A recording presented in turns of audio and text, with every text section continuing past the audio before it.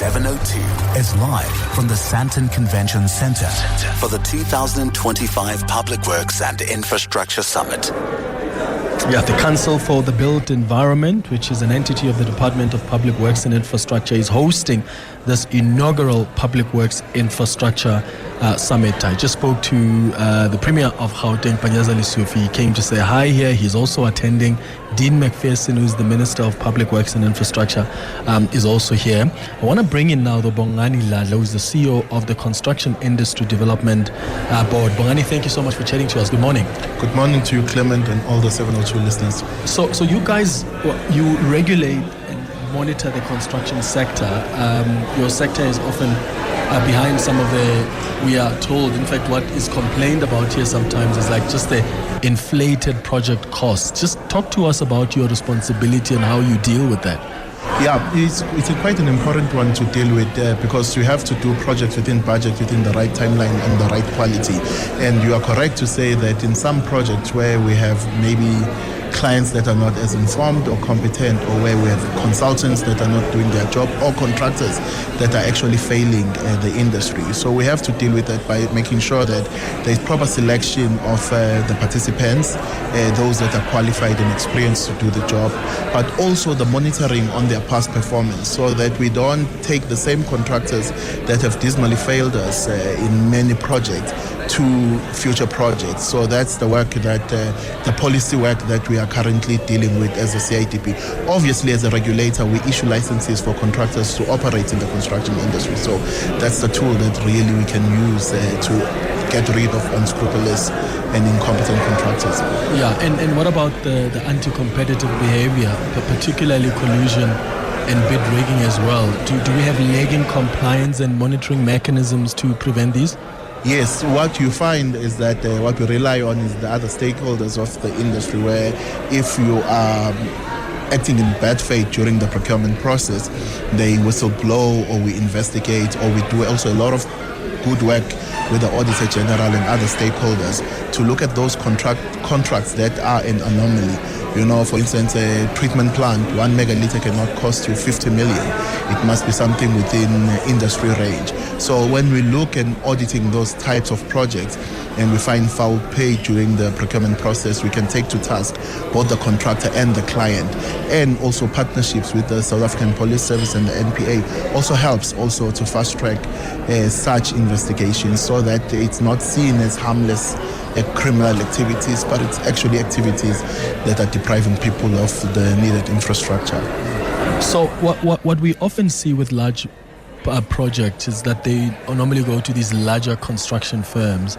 How are you lobbying for opportunities, especially for the small and emerging contractors, so that they participate in these big infrastructure projects? About 2 years ago, we put into effect the Build program, which makes it compulsory for all projects above 20 million rand and they're of a duration of more than 6 or 12 months, that we use those projects as both a site for infrastructure development, obviously for service delivery, but those projects are big enough to ensure that you can also do development in them. So we passed regulations that make it compulsory that if a project's above 20 million rand, you have to subcontract, and also not subcontract in a manner where it's just a financial transaction.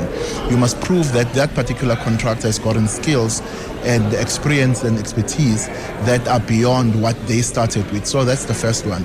We also established the National Contractor Development Framework, which again, I think about 1,500 contractors, not a lot, not a big number considering the total register, but it's moving in the right direction, where they are sort of taken out of the competitive bidding process, because sometimes you cannot push both development and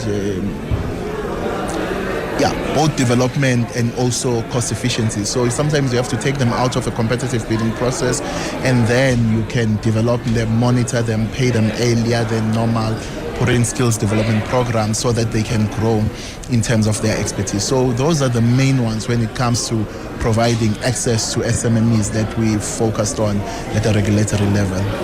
Let's discuss the construction mafia now, because that's another big issue for you guys as well as a sector.